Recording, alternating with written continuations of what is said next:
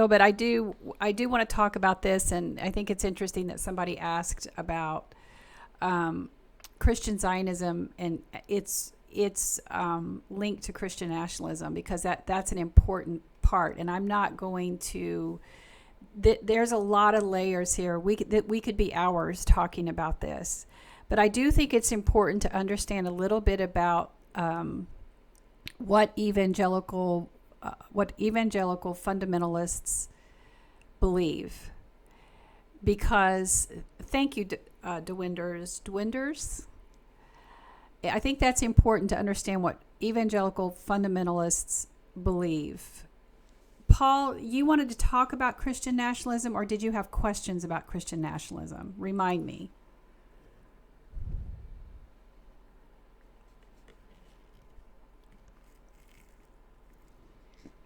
Thank you for the follow, DC.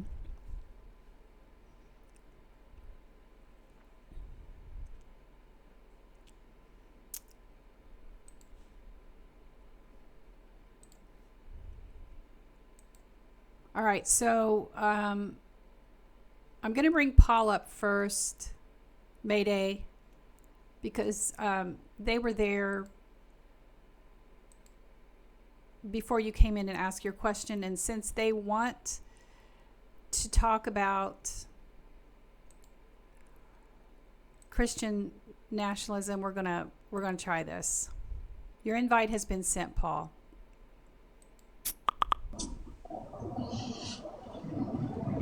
Good morning. Good morning. How are you?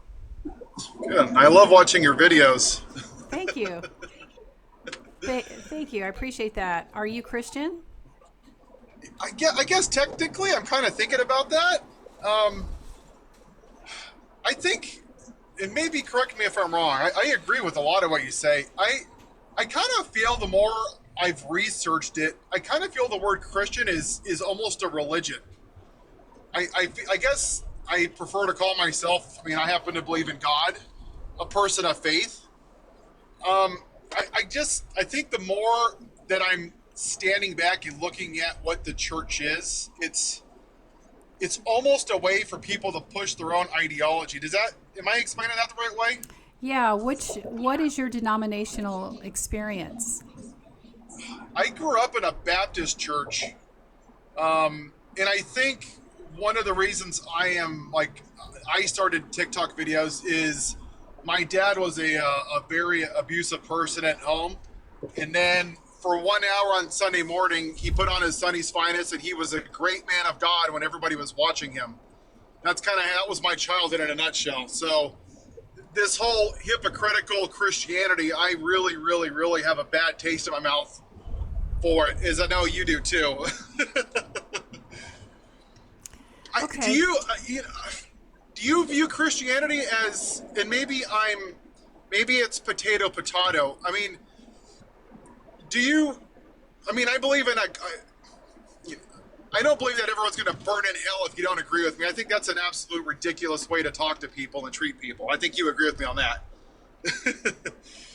Do you think that there's a difference between being a person of faith and quote unquote Christianity, or the church religion, I guess? Does that make sense? Am I asking that the right way? Yeah. If you wanted to just talk specifically about the teachings of Jesus versus modern American evangelical Christianity, which is the predominant religion, the loudest voice in the room right now. Right. That's really foundational to Christian nationalism and Christian Zionism. There's a lot of places where those are at odds. In fact, if you know who Russell Moore is, he's the editor of Christianity Today, a huge influencer inside the Southern Baptist traditions, Southern Baptist Conference, who said that he's had pastors. He's very much against Trump, but he's had pastors tell him that they have been told by their congregants not to talk about Jesus's Sermon on the Mount. If they can't Why is that? they can't give any sermons about Sermon on. Oh, well, think about it. Blessed are the poor poor in spirit. There's a whole concept inside Jesus' teaching, which is about taking care of each other. It's interesting. Oh, go ahead. I'm sorry. No, go ahead. This really, and I've really dove into this a lot because I'm actually reading the books of the Apocrypha right now, the books that were taken out. So you and I both know that most evangelicals have only cherry picked certain parts of Deuteronomy in the book of Numbers and anything to quote unquote own the libs and hate your enemy, right? Because they want to be in judgment of you. But let's not forget, this isn't, I know it's new because we have video cameras and social media. When the evangelicals of the time of Jesus had a choice between Barabbas and Jesus, who cured the sick and fed the hungry, who did they choose? They chose Barabbas. This is who they've always been. I think there's something that we're shocked that these evangelicals are like this. They've always been this way. This isn't anything new. It's just they didn't have red hats back then. It was a different time. Right. And in the same thing with free will, like as an example, on the issue of abortion, and I've definitely changed my view the more I've opened my eyes and I've actually listened to points of view. If the argument is, if I'm saying, listen, it's none of my business what a woman does, it's her body, it's her choice. And if I say that, the evangelicals' argument is, well, you're unaliving babies. Okay, then let's take that same argument. If God was in the garden with Adam and Eve, and he gave them the choice, and he didn't step in and stop them from eating the fruit, by that same logic, you're saying that God encouraged them to sin because he didn't stop them from eating the apple. Am I wrong? No, but I'm gonna pause you there. Stacy, can you grab Melena's question, because that is a good question, and I want to come back to it. But Paul, I have a question for you. Are you churched? Do you go to church regularly? I go on Sundays, probably once or twice a month. There was a long time in my life that I didn't go, and I think a lot of it was because of how I grew up, and it was kind of hypocritical with my father being so abusive at home, and I really got turned off because I felt like it was very, when like Catholics do that prayer, for my God in heaven, and they say the same thing over and over again, it's very robotic. Yeah. I feel like a lot of people in church just do the same thing every week because they have to do it. And I think I got turned off by that for a long time. So, thank you. But Lynette. A lot of people don't go to church. I mean, I do go to church, but my church is non-denominational. Like, for an example, like, let me interrupt. Thank you all for the, thank you all for the gifts. Tell me your church is it doesn't have like Presbyterian or Catholic or it doesn't have like one of those names, if that makes sense. Am I here? Can you all, I know that's a crazy question, but can you all see me? I can see you. I just got a warning that my live got disconnected because of issues. So if something is going, I'm sorry, y'all. I don't know if it's because of the storms we had yesterday. Hi, Assault's mom. Hi. So that's part of what's going on, I think, with this live, and we're going to figure it out. My grandson is working on trying to figure out what the connection is. I texted him to see what he knew what was going on. But so Paul, would you consider yourself? I wonder if you restarted your modem, but you are coming in loud and clear on my end. Thank you, Joe Mag, and I'm lagging. Carlina, thank you so much. Hey, look at you. You got a subscription. Hey, we've been talking about what we're going to be doing with that subscription. It's going to be fun. We're going to get into some deep deconstructing questions. And thank you, Martial Arts. It's so good to see you. So if one more person comes in and tells me that I got a problem, we might have to disconnect and try later. Because I think we had a series of storms come through, and I think that's what's happened. But thank you, Carlina, for your support. So, Paul, are you open to my asking you some questions about where you are on your journey? Please. Okay, so because I'm going to be honest with you, as somebody who's deconstructed and who is unchurched and is non-conforming, so I no longer adhere to any of the dogma of Christianity, even though I hold on to my Christian identity because no one's going to take it away from me. Maybe it's obstinance Yeah. on my part. But it's very well known that many denominations went away from they called themselves non-denominational as a marketing move, because evangelical Christianity was getting such a bad rap about how it was tied to the moral majority and how it was tied to some of these political movements, that they saw that in order to get younger people involved, they were going to have to get away from some of the denominational names that tied them to things like Jerry Falwell and Oral Roberts and things like that. They were going to have to get away from those names.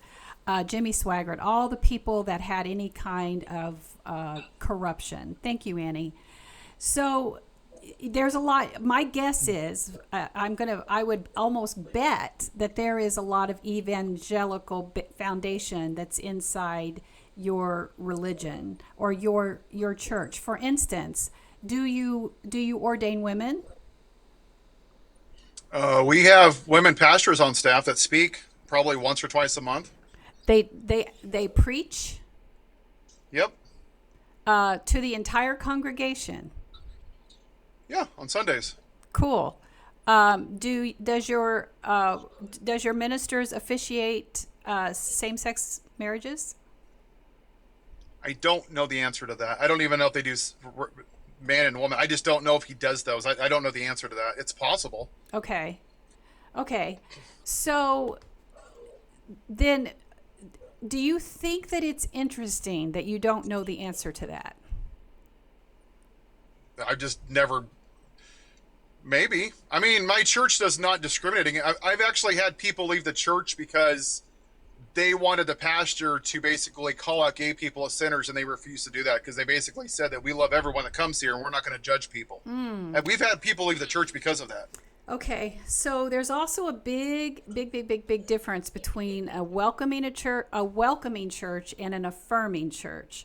So just because a pastor says that they're not going to, quote, call out or condemn the LGBTQI plus community doesn't mean that they're an affirming church. So an affirming church would be one that's not only baptizing the LGBTQI plus community, they are officiating the weddings, they are allowing them to be in leadership, they're ordaining them. So you would have members of the LGBTQI plus community in leadership, in the worship band, very out, proud, and open in some way.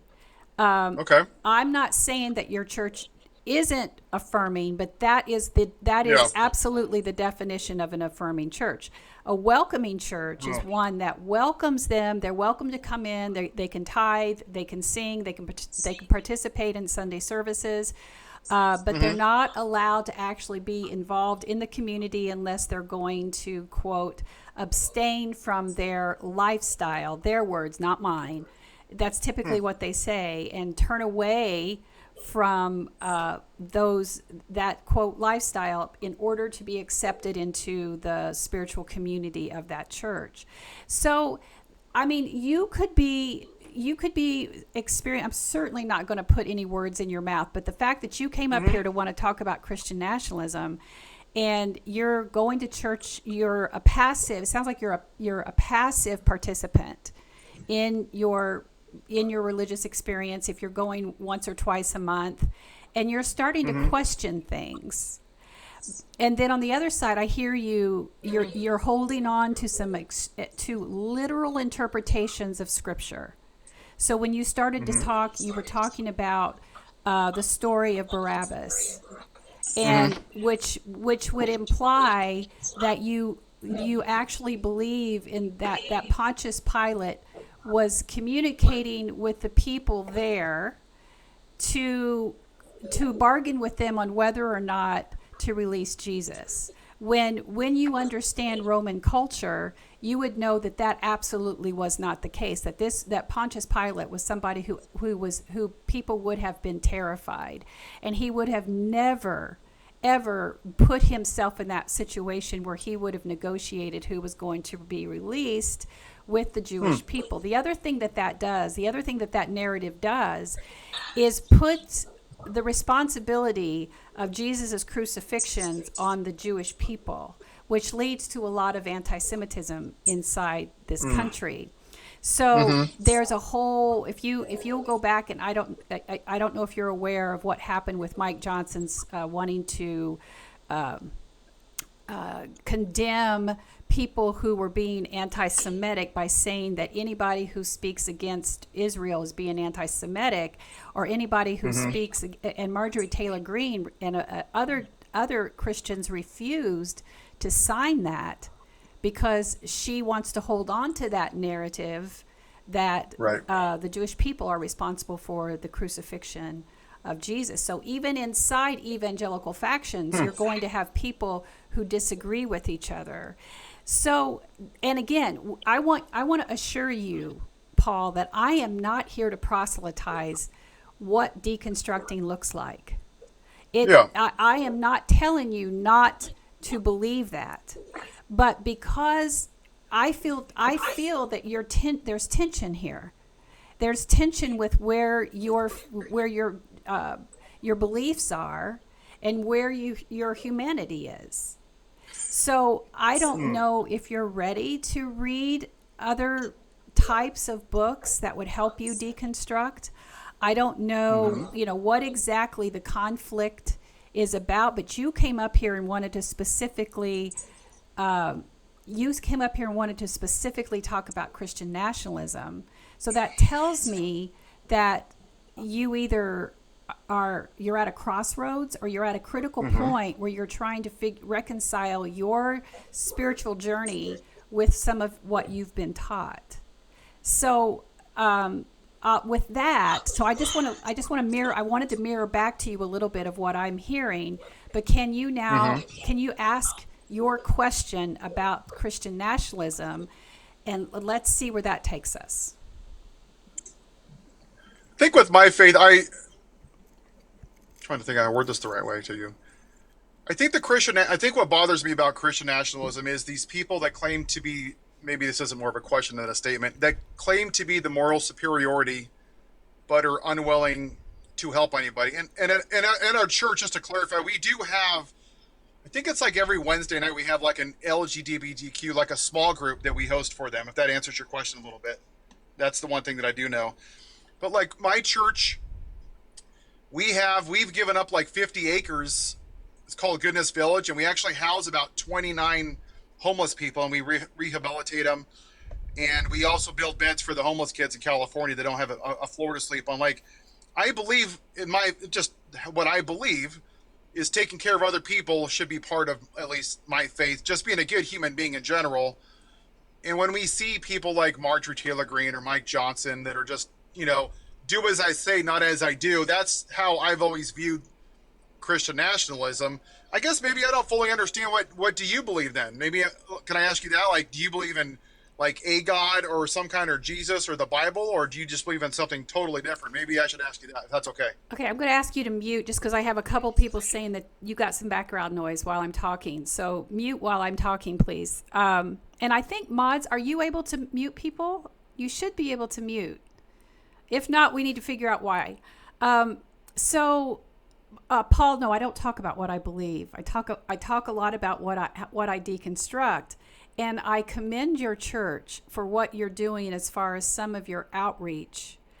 But I'm going to say something that might also still be uncomfortable on this. A church can be. Okay, thanks, Lynette. A church can do all kinds of commendable outreach and still be part of the problem when it comes to this growth of Christian nationalism. And the hill I'm going to stand on right now until this election is that unless we are educating people and that includes inside churches, because you can talk about social justice issues. Your church is fine with talking with outreach on certain things. Christian nationalism is an ideology, and it's not centered around one candidate or anything. People are worried about their 501c3s, but we don't have to bring up any candidacy to talk about the threat of Christian nationalism and the threat of Project 2025. So my contention is that each church should be responsible for educating the threat of what can happen if Christian nationalism takes power in this country. So you started early when you were talking, and you said that you don't believe people are going to go to hell because they don't believe as you. But if Christian nationalists take power, they're going to ensure that all of us are forced to believe as they do. We won't have a choice. It's going to be our schools will be influenced, our government will be influenced, the laws that we create in this land related to the historically oppressed, annihilate all laws related to the LGBTQIA that protect the LGBTQIA+, that protect Black, Indigenous, and people of color who are historically marginalized. Take us back farther prior to the 50s and 60s, before the civil rights movement, and annihilate those rights. If you don't think that's going to happen, go to aclu.org and look at how many laws right now are on the books across the United States that are being passed to annihilate the rights of the LGBTQI+. Look what Ron DeSantis is doing with the Don't Say Gay bill, the annihilation of DEI initiatives, banning any kind of rainbow flags across the state of Florida for Pride Month. So there's almost a complacency that can happen with people who feel that they're doing enough by yes, and banning books, Dobbs views, of course. Am I there? So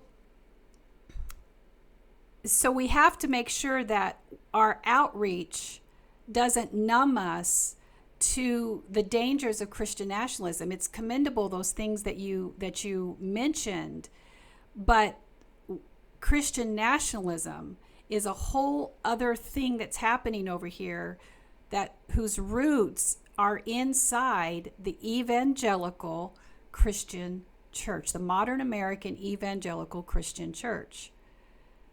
So church leaders are responsible for educating people and igniting them to vote to protect us from becoming a Christian fascist country. So it doesn't, at this point, the reason why I say it doesn't matter what I believe about hell, heaven, Jesus, God. As a deconstructing Christian, one of the first things that you lose is the need to defend what you believe. Because if we're here to be humans together, then we need to build that bridge high enough where we can walk across that and work together to elevate the human condition, leave this place a better place because we were here, and then go to our spiritual communities to become a better version of ourselves as we return back to work together.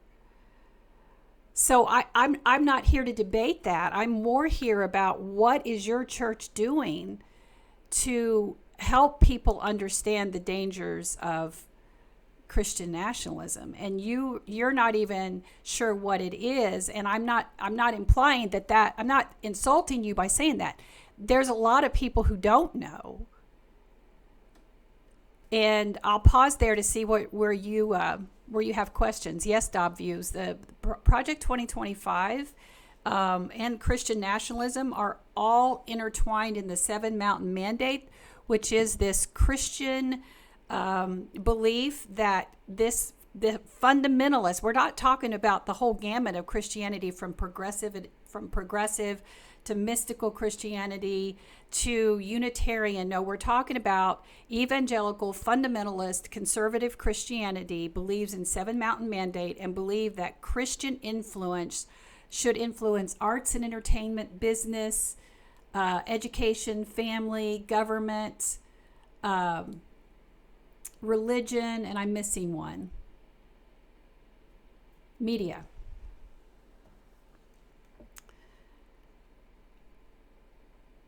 I just did the beard. I'm talking all about it.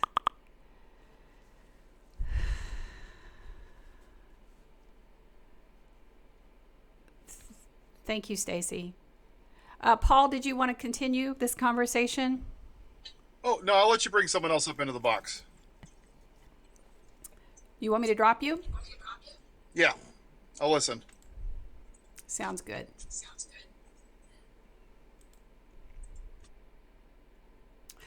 Salt's mom, hang on to your request. I'm going to come back to you. Someone said, why don't you tell me what Christian nationalism is? The beard, what part of what I just talked about did you not understand?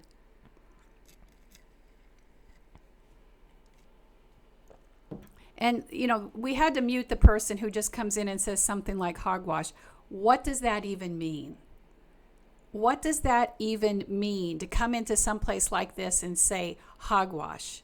Everything that I just said, it's not like, as someone who was raised evangelical, who was attending adult Bible studies when I was 6 years old, who was baptized as Southern Baptist when I was 13, who was in leadership in Christian denominations up until I deconstructed.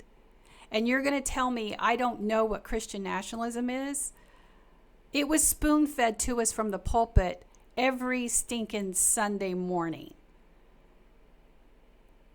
This isn't just something you pull out. You know immediately when people made fun of me when I said Donald Trump was going to get elected. They made fun of me. They said it'll never happen. He's a joke. But those same people had never sat in a church on Sunday morning listening to a Southern Baptist minister talk about the evils of other world religions. And the minute Donald Trump said that he was calling for the ban of all Muslims, I hearkened back to those teachings and I knew exactly who he was talking to, and I knew exactly who was going to vote for him. And I was terrified because I knew that was who he was talking to, and I was right. All you have to do is go back and look at the start of the moral majority when Jerry Falwell promised that he would deliver the evangelicals to Ronald Reagan.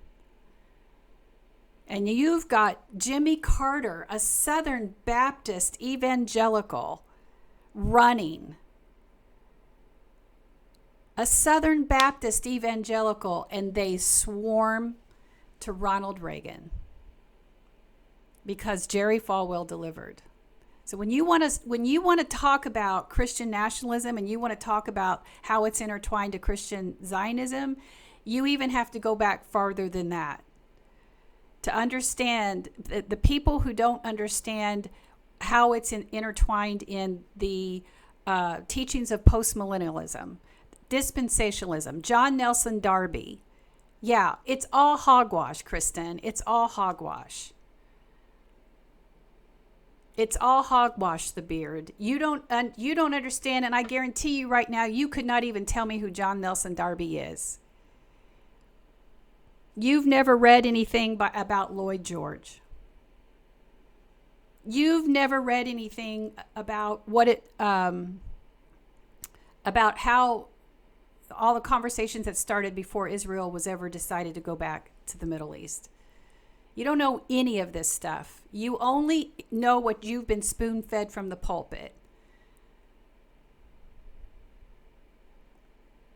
And somehow they're more educated. Yes, Magnus, absolutely. You just said it right there.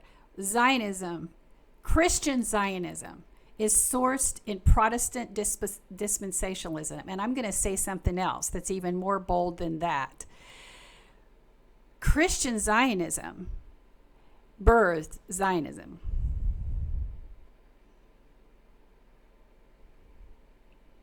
And when you study this stuff, you understand what I'm talking about.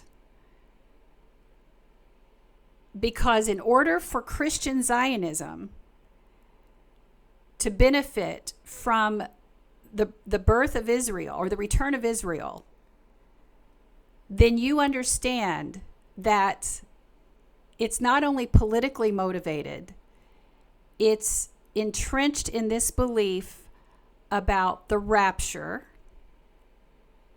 It's entrenched in this belief that then there will be 7 years of tribulation before Christ will return.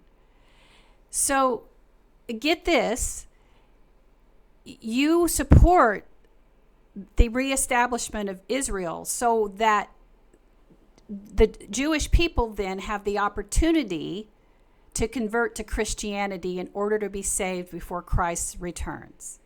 And nobody ever talks about the tension that must create between the Jewish people and the Christians. Nobody talks about that, because at the foundation of this is the political ideology of Zionism.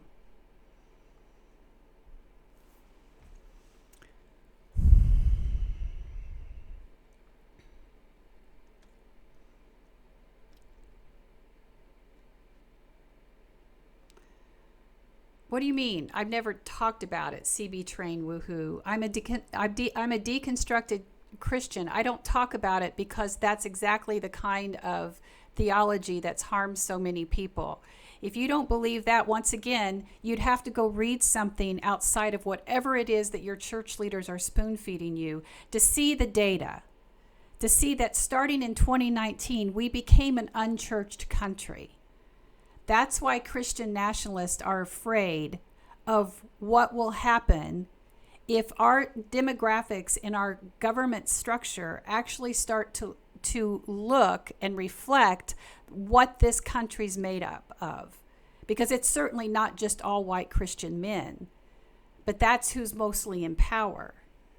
That's because our patriarchal structure inside government mirrors... Did I glitch out again? Mirrors are the religious patriarchal structure of a modern American evangelical Christianity. Okay, Shirley, anybody who says the Bible is clear is actually a person who is reflecting their religious indoctrination. And by that, because I know those are big words for some of you, religious indoctrination means that you are showing us what your religious experience looks like, what your religious training looks like. And somehow you believe that this entire book just fell out of the sky in English and that you are supposed to take it word for word. The Bible is not clear.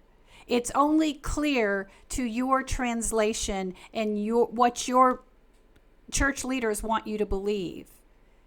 It's not clear to anybody who steps away from that indoctrination and looks at it through the eyes of the actual history, the contextual history of the Bible, and how many times it's been translated and mistranslated, and purposefully things added to it and taken away from it, depending on who's in power. So the Bible is clear. Anybody who says that, you're just reflecting your indoctrination and, quite frankly, your ignorance. And you're also trying to wield some kind of moral and spiritual superiority out here that becomes a trope. And by that I mean that's not true. You don't have any moral or spiritual superiority out here to tell us the Bible is clear, because you don't have a flipping clue what you're talking about.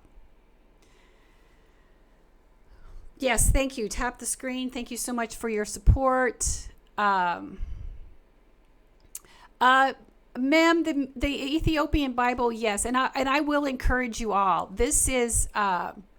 Yes, thank you, our Buller. This is for educational purposes only. Thank you. We finally got released, didn't we? Thank you. Hey, Spencer.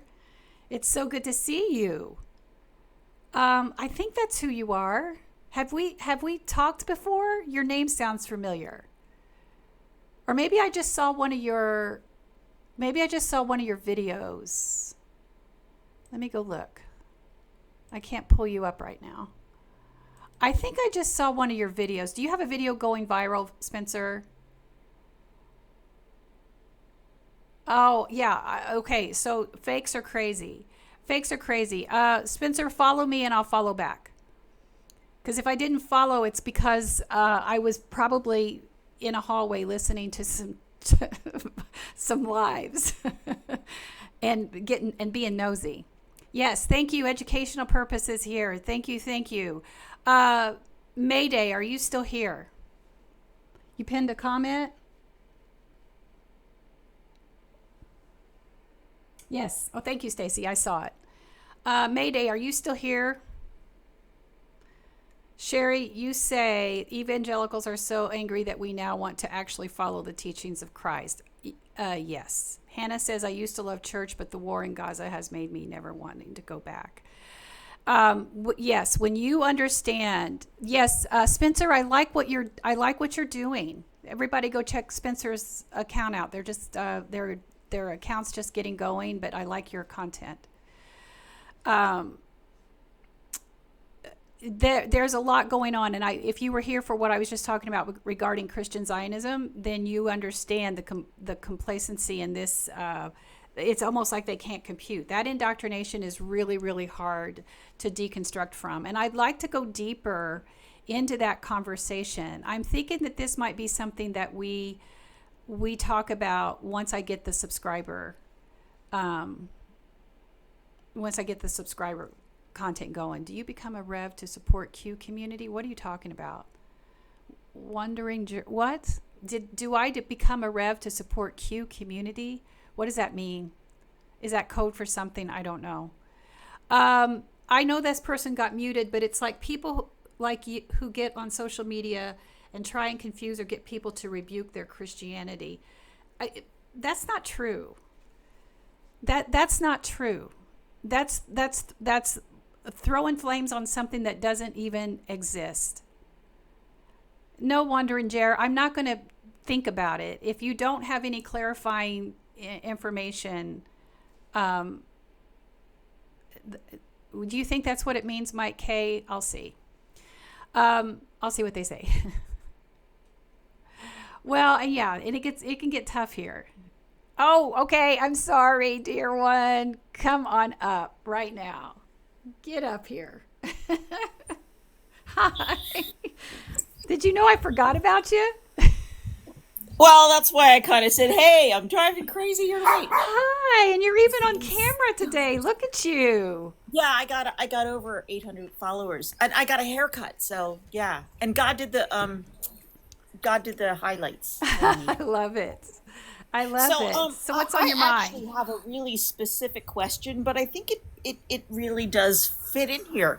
I got into it recently with somebody who sticks a camera in people's faces and dangles the promise of a warm bed, a shower, and some hot food in order for him to make money. And I was like, dude, why are you doing this? This is for your ego. And I'm really worried because I'm thinking, okay, he's out there helping homeless people, but he's sticking a camera in their face in order for that to happen. And I just feel like that's wrong. You know what I mean? And I said to him, I don't think Jesus stuck a camera in people, because he told me, you need to get saved. You need to go to church and listen to the word of God. And I was like, oh, really? But it was like, dude, just stop sticking the camera in their faces in order for them to get help. I grew up poor, and my father would have throat punched him if he stuck a camera in his face. And that was just my dad. Okay. But it's like, all right, so Jesus said help people. Is he helping people? I feel like he's not. He's just kicking the can down the road for his own ego. Mm-hmm. You know what I mean? And telling me I need to get saved. And what I told him was, I help people all the time. I'm not someone who keeps my lamp under a basket. You know what I mean? I'm not someone who's like just not doing anything. So what do you think about that?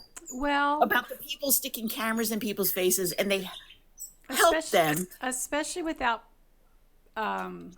permission, but a frenzied faith can it can be good intentions, but it can also be very manipulative, and several people mentioned that in the comments that feels very manipulative, but they learned it somewhere. And there's also a sense of entitlement that comes from, look at me, I'm doing something so good. And they don't realize that they're actually using like almost a saviorism kind of mentality, that where they feel like those rules related to the humanity of someone else, that just doesn't apply. I can do whatever I want. So I don't know if it's going to help you to get into those conversations with them, but obviously the part where he started then to evangelize to you what you should and shouldn't say, or I'm sorry, that you need to work on your faith and you need to get to church. Well, we understand where now he learned that indoctrination. Right, Sure. exactly.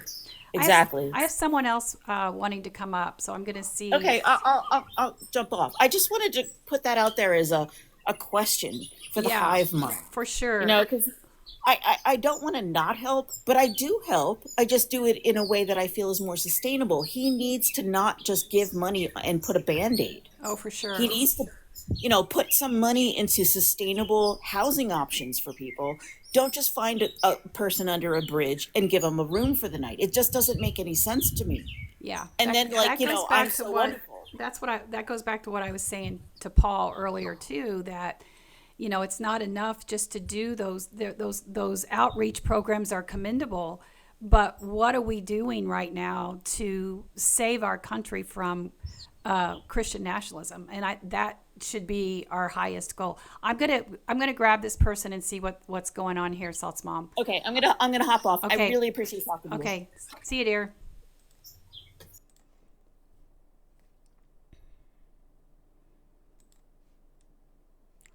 Callie Sports. Yeah, Hi. that's just the TikTok name. My name is Zan. How you doing? I'm okay, Ann. How are you? I'm very well, thank you.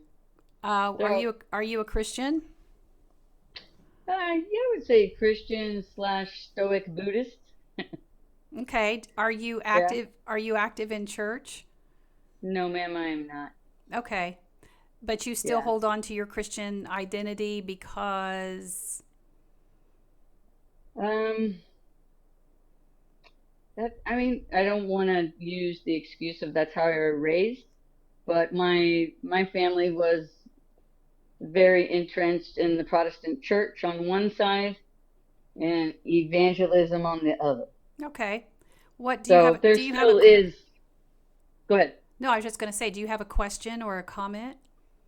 No, I don't. I honestly, the request to join, I was a little confused, Oh. but I'm enjoying your conversation, and I'm enjoying the feedback, and I'm actually like sitting here giggling, and my daughter is just like, "What are you laughing at?" And I was like, sometimes Well, that's okay. when you're trying, I'm gonna drop you back down, but if you ever have any questions or anything, or you want to come up, just you can request again. Okay.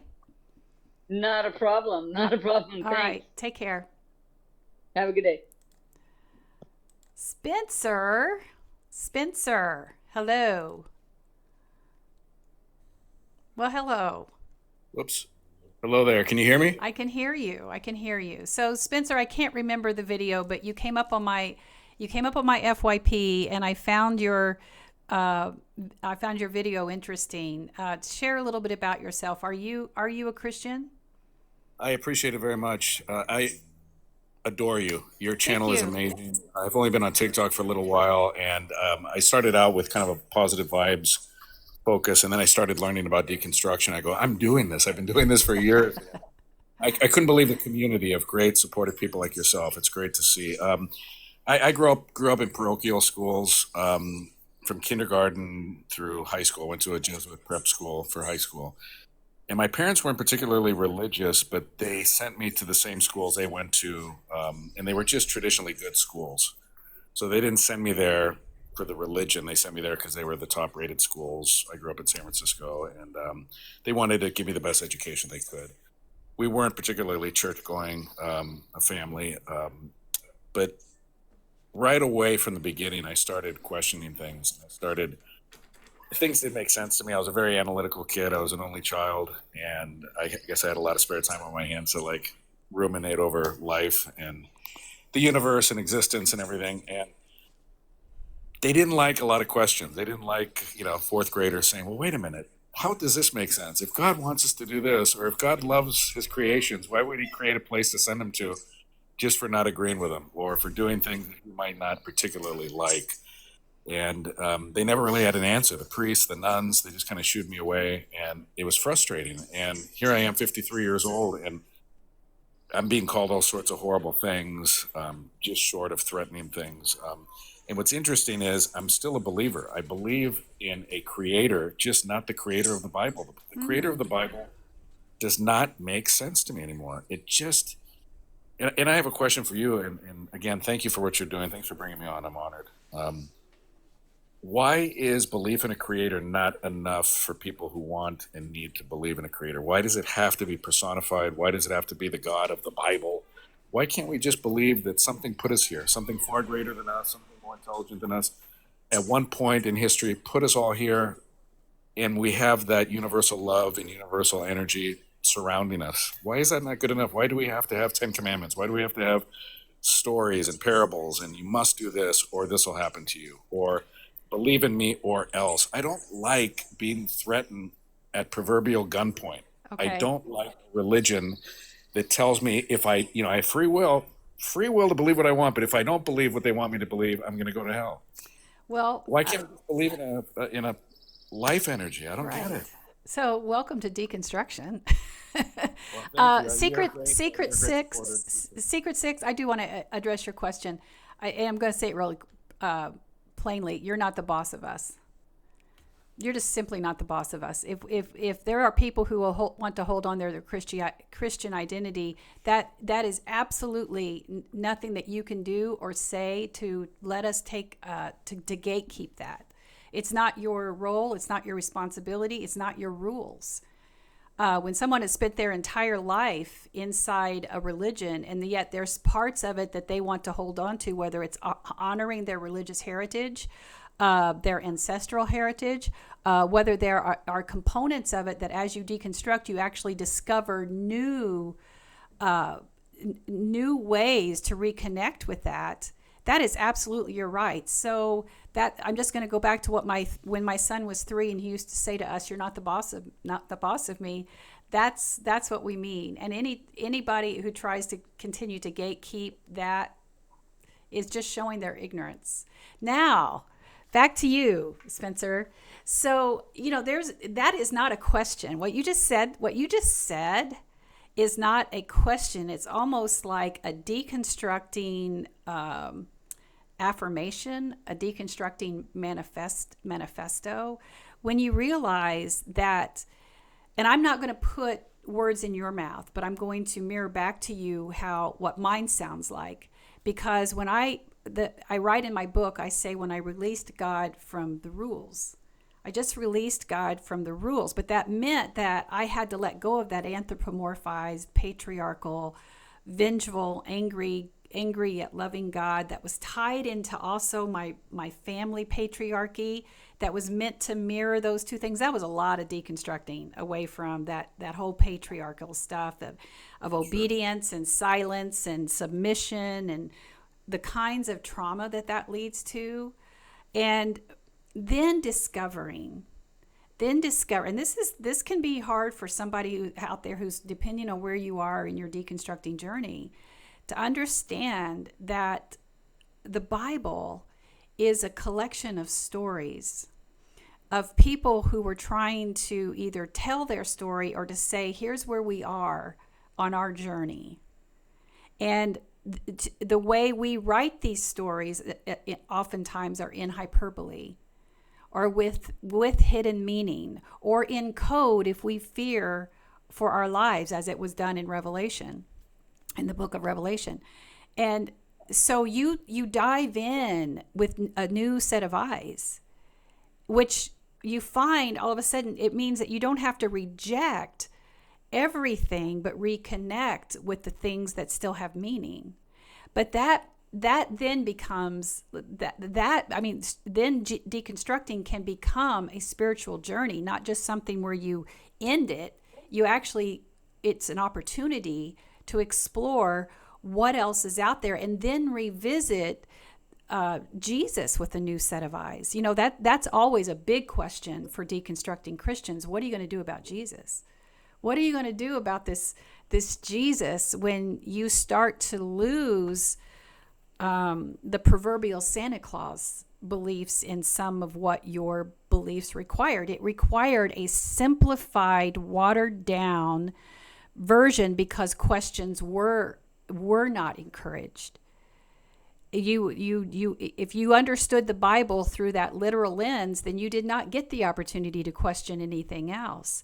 And now you realize there's other ways to read the Bible, to understand it, the historical context, and there's all kinds of scholars and theologians out there who can share different insight.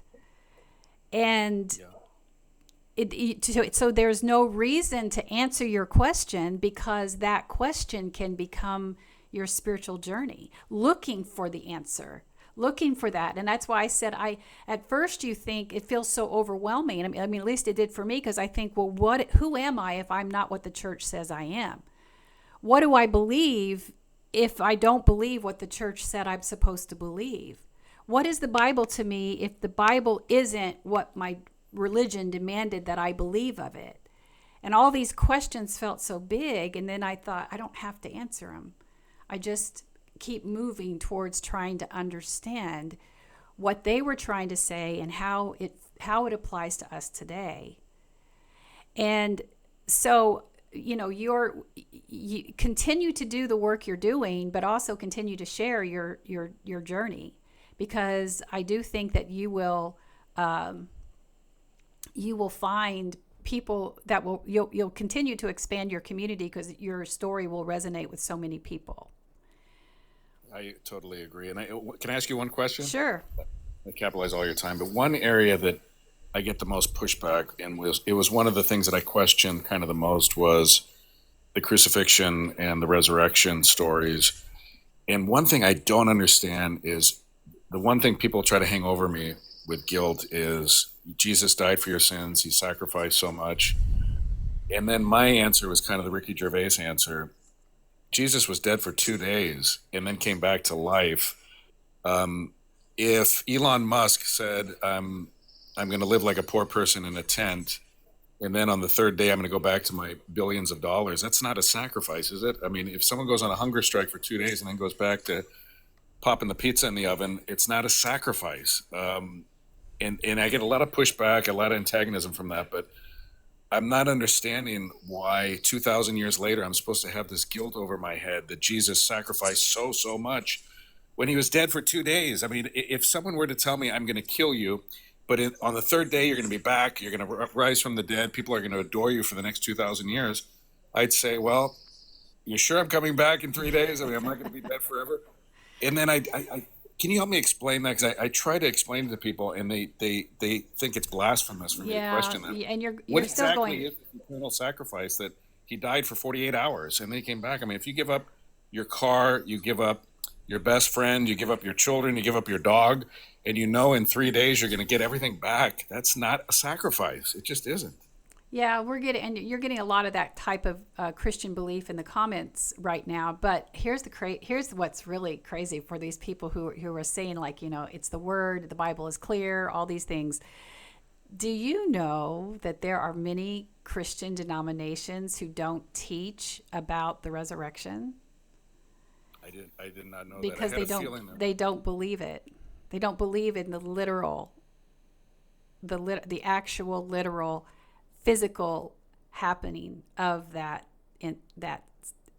situation. They don't believe it.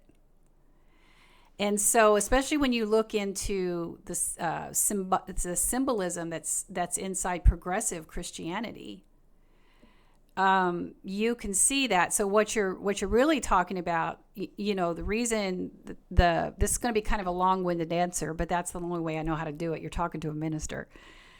The Protestant Reformation in the 16th century occurred primarily because people rejected the authority of the Pope and felt that there was some corruption happening around the church. Since then, there have been thousands and thousands of schisms, thousands of separations, until we're at a point in our evolution. There's like 35,000 to 40,000 Christian denominations worldwide. Number one, the reason we don't know how many is because there's no required reporting agency. There's no united global Christian headquarters where churches have to register. I could start a Christian church tomorrow. I could start Rev Karla's Christian church tomorrow, and I'm a Christian church. And there's nothing Westboro can do about it. There's nothing that any extremist Christian who wants to suffocate everybody's beliefs and believes that you are wrong unless you're believing 100% that they do. There's nothing they can do about it. And yet, they want to demand how everyone is experiencing and receiving the wisdom of the scripture. So there comes a point, this is me. There comes a point where you release the need to try to explain or defend and understand that you can stand firmly in your right without their approval. One of the things that is part of our deconstructing is the need to explain our faith, our beliefs, and seek another's approval. When I first started this online ministry, if you will, I started on Book of the Face, and I started writing about my journey. And oh my goodness, did I upset the white Christian men? They came in full force and they were nasty. And Spencer, I spent hours defending myself, talking to every one of them, defending myself, going into emails, sending them proof of my ordination, talking about, and they just exhausted me. And then I realized that I was still holding on to part of an indoctrinated belief that I thought I was accountable to them. I thought I am seeking their approval because of my religious patriarchy. So I shut everything down and I went back to my mentor. And I said, I got some shadow work to do. I got to get rid of this, because I realized that same moral and spiritual superiority is not going to change, because the perpetuation of that religious patriarchal institution requires that they are not only teaching the church leaders, but that's what they're requiring of their congregants. And that's what you're seeing right now in the comments. And they think you come into these places where you're talking to deconstructing Christians and they want to put Jesus is the way, the truth, the life, the Bible is clear, you're going to hell, you're a heretic, all this stuff. And we're just like, yeah, that's why I left church. Yep, that's why I'm glad I deconstructed. Yep, that's why you won't find me in church on Sunday. Or ignore the fact that the 80-year trend has made us now an unchurched country. So the language changes. The language changes about how we're going to talk to them. I absolutely refuse to let them think that I'm going to come into a conversation with them at their starting point. And their starting point is that I'm supposed to accept the literal translation of the Bible. And I now have to defend myself on that. That ain't happening. See, I let that go and I don't owe them anything. So they're going to take offense to that kind of boldness, and I'll hear, "My, you're angry. Why, you're so bitter. If you really love Jesus, you wouldn't be so angry." When all this is just an assured, confident soul who's content in who I am and letting that go. So I would just invite you to consider if there are some deconstructing beliefs that where you feel somehow descriptions or your explanations aren't enough, and they're enough. You're enough. You're on a beautiful deconstructing journey, and they are enough, my friend. Well, I adore you. I adore your channel. I'm glad we found each other. And when I saw you were live, I was just going to join in the chat, and I saw that you invited people to chime in, so I thought I would. We'll come back some other time, and like I said, I'll give you a follow once I'm off here. I appreciate it. I won't take up any more of your time. Keep doing what you're doing. All right. We're grateful for you. Thank you. Take care. Yeah. Peace in. Hi there. Hi, how are you? I'm good. How are you? Good. Travis. This is actually my first time live. Okay, Travis for Congress. Yes, I'm in Indiana. Are you in Indiana? Salt's mom, I'm really sorry, and I'm really sorry. Sometimes I'm sorry. Peace in. Give me 1 second, because one of my favorite people is responding. Salt's mom, you may need to take a break and turn off the comments. There is a balance between letting people ask questions, letting people come in to disagree, and the people who are just here to antagonize. And we're doing our best to try to find that balance. But it also helps to talk to people that may or may not disagree or have questions. So it might be that you need to take a break, because I want you to be very, very mindful and be careful of your soul. You know, we pride ourselves on making this a safe space, but sometimes it is a little challenging. So let our mods try to continue to work on finding that balance. Travis, that's great. Can you all give Travis a follow, please? Oh, maybe I can do it here. All right. Peace in. How are you? Are you a Christian? Yes. Do you have a question?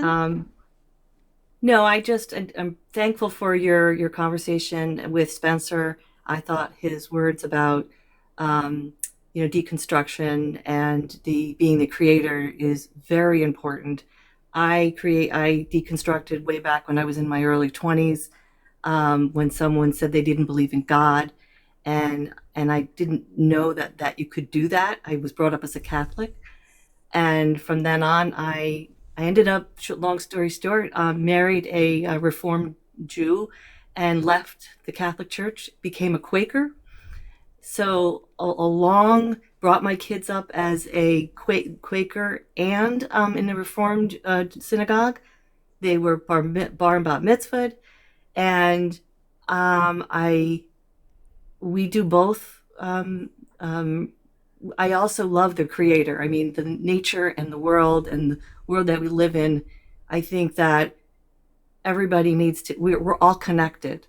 We're all mystically connected. We are part of the earth. We are the trees. We are the oak tree that is the matriarch of our world. And if we can just connect that way and get closer to nature, I think we will understand each other better.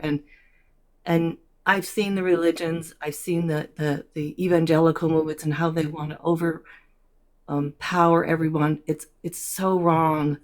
And everybody is good in every way. It's just that why control? I've seen the Quakers, I've seen the Catholics, I've been there, I've seen the Jews, and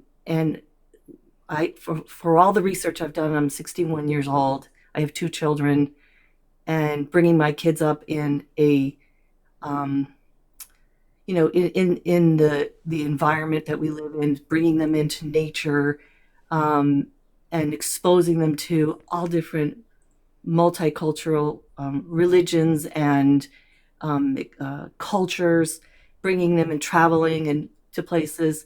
We are all the same. We are all equal. We just have to get away from the dogma and this Bible that when I was brought up in the Catholic Church, nobody taught me to read a Bible. We never had one. Well, I went to the religious school. They never gave us a Bible to look at, to read. It was what they wanted to teach us, Right. and that they didn't want us to learn. Absolutely. The whole spoon feeding from the pulpit, which leads to this very much this ideology that Yes. that creates a movement. So I appreciate you, and I continue to educate yourself, especially on the threat of Christian nationalism. Understand what's happening right now with Project 2025. I think it's so Yes. important. These conversations scared. have to be happening inside these spiritual communities. That's where they are going to have. I have someone else wanting to join, so I'm going to drop you down, but please come back and see me sometime. Thank you for having this channel. You're welcome. I am very, very honored, Travis, to have you here. Are you there? Yeah, I'm here. So you are in Indiana, Yes. and good luck with that, my friend. As a fellow Hoosier, I was originally running for the Senate in 24, but I didn't get enough signatures from all the districts. So I'm going for the House for District 2 in 26. Okay, awesome. Thank you so much for being here. We're following you. Hi Britt, you're from Indy, so there are some Hoosiers here.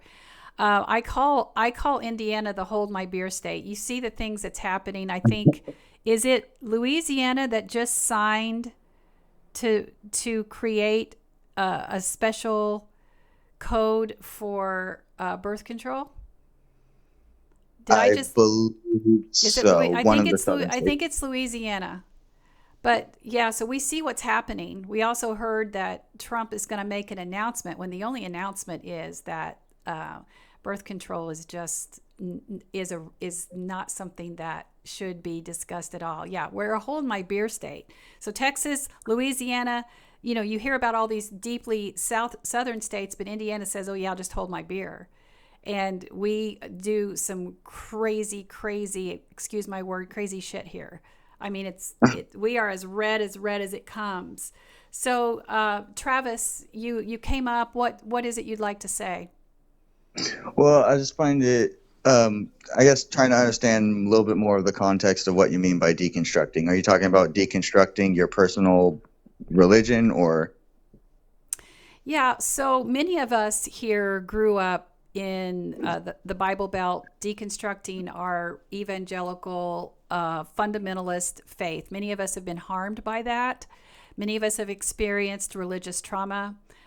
We came from places where religious patriarchy was also reflected in our family, with a strong patriarchal sense of that devalued the rights of women, but also the rights of the historically oppressed, the LGBTQIA plus, Black, Indigenous, of people of color. So all of that was part of our religious experience, but also our familial experience. So eventually, that just cannot be the container that could hold our spirituality. So we start to step away from it, and we realize then how, and I'm not speaking globally here because many people have different deconstructing experiences, and deconstructing isn't, I want to make this very, very clear, because we had a lot of Bible thumpers in here earlier wanting to tell us that, this is the only way to believe the Bible. Deconstructing isn't about what you believe at the end of your deconstructing. Deconstructing, I want to say that again, deconstructing isn't about what you believe at the end. It's who you become. So where I came from, my indoctrination taught me that my moral and spiritual superiority was rooted in my beliefs. So that gave me the right to show up as I was better than, because I had the knowledge of Jesus Christ as my Lord and Savior. And if you didn't believe like, love like, or worship like I did, well, I'm sorry, you're going to hell. You want to come to church with me on Sunday? And do it with a smile on your face, because we were nice. So, can I ask? So, there's been a lot of talk recently about the Pope acknowledging that there may have been a mistranslation when it comes to referencing a certain thing that people consider a sin. Do you think that his acknowledgement of the potential mistranslation was a positive or a negative for the deconstruction process? I think it's a positive for the progressivity of the church. I think we do have to be careful about how there's still a lot of legalism inside organized religion. So I watch that with hopefulness. However, there's a lot of stuff happening inside the Catholic Church. If you have not seen my video about Harrison Butker and his relationship to the traditional Latin Mass, and understand that that too is ideology that's similar to Christian nationalism, and how this is all in the back rooms of our political goings on, you really need to see that video. It's in, I think I even have a playlist for it now. And they don't like the Pope. They are totally anti-Pope Francis, because they believe, as Harrison Butker said in that speech, that the Pride Month is a deadly sin, because they're going to hold on to that. So I think that the Pope's acknowledgement of that is them understanding that now people are becoming educated and informed about the Bible. We're no longer just being spoon-fed from the pulpit, and we are listening to scholars and theologians, and you're seeing things like the 1946, the movie, telling us that it was a mistranslation, whether it was a mistake or intentional. Scholars do disagree on that, by the way, whether it was intentional or a mistake. That was the first time in 1946 that the word homosexual was placed in the Bible. And you have, I have just I don't know if I have permission to talk about this book yet, but I've just gave an endorsement for a book that's coming out in 25. So I'm going to wait and ask them if they're comfortable with me talking about it. But you can go also look at the work of Dan McClellan here on TikTok, and also Reverend Brandon Robertson. Both of those are theologians. They talk a lot about how the Bible has been misused and weaponized to attack the LGBTQIA plus community. And when many people in the back rooms of those churches know that they're mistranslations and that they're weaponizing this mostly for the perpetuation of the institution versus truly what they should be, which is more affirming. Yes, Brooke Fisher, they're both amazing, and they're both my mutuals, and I'm honored. Amy says it has a good point. Travis, let me answer this question. How can it be added so much later, but is God's word? That alone seems suspect. Exactly. Travis, let me say one thing. That's a really good point. And when you understand things like the whole book of Revelation is supposed to be pointing to the rapture. The rapture theology is only about 300 years old. This is where you need to understand John Nelson Darby and dispensationalism. Many of us never heard that word before. It's only 300 years old, but evangelical Christians breathe that in as if it was part of the original New Testament writings. It's only 300 years old. The rapture theology is only 300 years old. Anybody else understood that was apocalyptic literature written in code so the writer of Revelation would not be crucified like everyone else by the Roman Empire, because it was all written in code talking about the annihilation of Rome. That's what it is. Travis, go ahead. I was going to say, I'm personally not a religious person. My mom was raised Roman Catholic. She kind of let us do our own thing. But one thing that's always bothered me is that if a lot of these political figures, because I don't have a problem with religion at all. Like, a religion is one's internal personal belief with a specific morality code or structure, or how they deem to live their lives. But my problem is with man and what they have done with it over the years in terms of finding ways to weaponize it to target demographics that they deem inferior. And one of the things that I question is that if the Bible is the word of God, one can argue that it would only revert to the Old Testament. After that, the New Testament and every version after that has been done, altered, and translated by man for whatever political purpose of that time was for. And it was always done to kind of maneuver the masses into compliance. And we've at this point, what we're seeing now with Speaker Mike Johnson and with Project 2025 and the Heritage Foundation and all them is that it is no longer a personal belief. It is now a societal expectation that they are trying to force upon everyone. Very good. Yeah, I don't need to add anything to that. I'm gonna ask you to mute. You're welcome to stay on, but I've got a couple other people I'm going to bring in because I'm going to have to go hop off here in a few minutes. But we got a little time. I gotta drop to make dinner. I just want to say thank you for having me up and give you a follow. Thank you so much, and I'll follow along. And good luck. Have a good. Hello, I've got Will. Yep, that's me. And Dobbs View. Dobbs View, can you mute first and let's let Will go first? How can I help you, sir? I'm sorry. Do you go by sir? Yeah, I go by sir. So, I think that there's some issues with like defining of terms. Deconstruction, I don't really. To me, I think that people use that a bit too flippantly. But in defining terms, words like Christian nationalism and traditionalism, Catholic integralism, the illiberals, I think that we use the term Christian nationalism a bit too flippantly too. For example, most Christian nationalists are not dispensationalists when you speak in these spaces. They are usually post-millennial, right? So, which it doesn't necessarily mean they can't be dispensationalists, but there's usually they can be a lot of both. overlap. But it's very rare, and most Christian nationalists are non-dispensational post-millennialists because they have a certain view of the nation and of the future that aids itself better to that worldview, as opposed to collapsing who you could regard, I guess, as just conservative religious forces all under that branch. Like, I don't consider Catholic integralists or conservative Catholics, even Catholic integralists is a bit extreme, but just conservative Catholics to be Christian nationalists.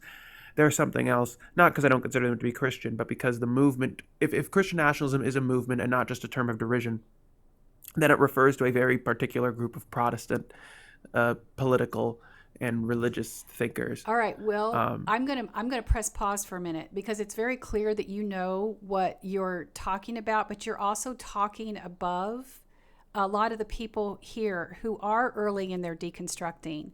And one thing that you did say that I want to push back on is how people are using the word deconstructing is because for many people it's experiential. So it's more so, and it's very individualistic. So I think they do have permission to use that word to explain what their journey is, because we're all starting at different points. Now, as far as millennialism, postmillennialism, dispensationalism, and how where the Catholicism ties into that, and I think you might have been the one who commented that most Catholics aren't dispensationalists. Most people here, I have not even talked to them. Not that they are not coming here. I'm not 100% assuming that I'm the only one giving them this knowledge. But for many people, we are coming from this evangelical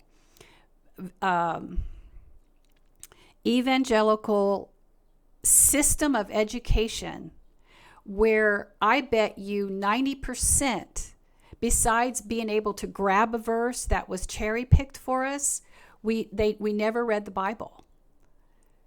We just, because it was not, unless it was being spoon fed from I'm telling you, literally in Bible studies and in sermons, and I don't know if that's your experience. I mean, you sound very educated and well informed, and I would love to have a conversation with you outside this, but I also don't want to overwhelm the people. Does that make sense? Do you understand? Like, I'm respecting your knowledge, but I think part of what's happening here is there's a disconnect between where you are and where a lot of people are on their deconstructing journey, because some people, when I do a video talking about the fact that the rapture is 300 years old, it blows their mind. They had no idea that theology is only 300 years old. And it's almost like they can't compute that.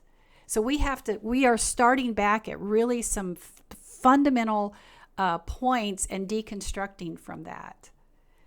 So I just don't want to overwhelm people, but I also want to welcome you into a conversation if you and I want to have one off the platform. Or do you have something that that would help them on their deconstructing journey that could be more relatable, I guess? Relatable, maybe not there. I'm a bit too in the weeds when it comes to the ideas around it, right? Deconstruction, I mean, the problem there is like I didn't deconstruct. My biggest thing is like I read Nietzsche and I'm like, I hate this. And I was like, I'll do the opposite of whatever Nietzsche says. I'll do the opposite. Okay. All right. Right. I totally makes sense. I know where you're coming from. Pam, go look up John Nelson Darby. Go look up the father of dispensationalism and then try that again. Okay. Well, I'm gonna, there's someone else waiting to come up, and then I want to give, Dobbs, their time. So maybe we could try this again some other time? Hi, Dob Views. Are you there? Yes, I am. Sorry, it took me a second to hit the mic. That's okay. How can I help you? Are you a Christian? No, actually, I would consider myself to be more of a humanist that is just living on a rock that's traveling around the Milky Way inside the universe. Okay, I'd like to pause a minute. Does everyone know what a humanist is?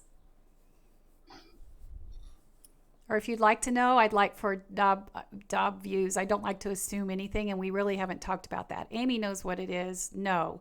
All right. Do you mind? A lot of no's. So would you mind explaining why you think you kind of go towards being a humanist? I do not hold or ascribe to any ideology that has been written about here on earth because that is man, human created.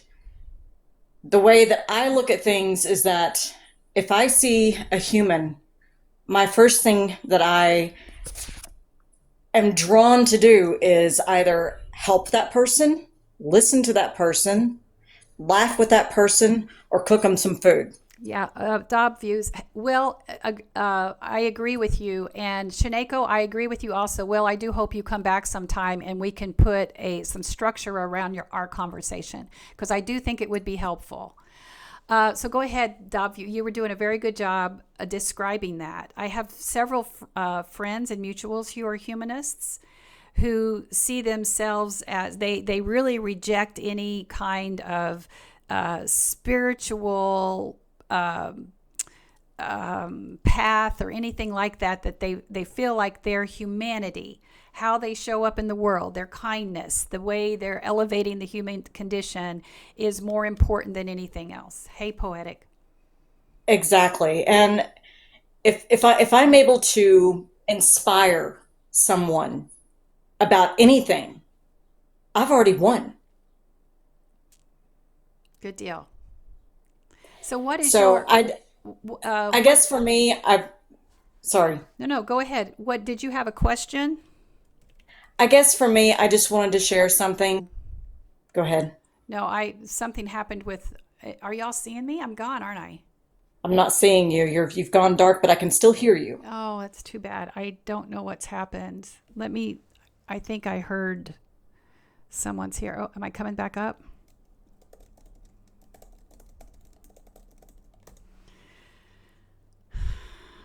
Okay.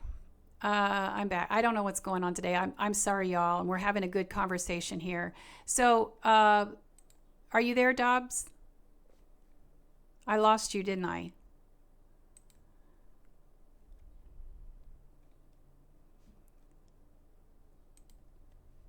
Okay, so I lost everything there. I'm having trouble with my connection, so it looks like I lost View, and you had something you were saying, and you probably think I kicked you out. I didn't. And someone else was in the queue, but I think, you know what, Dob, I'm going to hold off. I am having some connection issues. It completely took everything down, and it looks like it's trying to restart. I want to say thank you to, it's okay. I'm going to disconnect. Thank you though. I want to say thank you to everyone who was liking and sharing. And yeah, Ashley, I'm sorry about that. We're going to get this figured out. Dob comes back. Will come back. The people who are in the queue, please come back. Those of you who, I'll be back Wednesday noon Eastern time. Those who gave gifts, thank you all so very much. You've been so generous today. This has been a wonderful, wonderful conversation. I hope that you have enjoyed it. I love that oh, good. Thank you for ordering. My book is in pre-order, and that does help so very much in that universe. It's called Deconstructing, Leaving Church, Finding Faith. And I would very much appreciate your pre-order. You can find it where you see my face for the rest of your day. I hope it's a good one. I hope it's a gentle one. We're getting ready to enter Pride Month, and for those of you, whether you can celebrate out loud or you're having to still stay in the closet, I just want you to know that you are not a mistake. You are not a sin. You are deeply loved just the way you are. And for the rest of you, make it a good day. I'll talk to you very soon. Bye for now.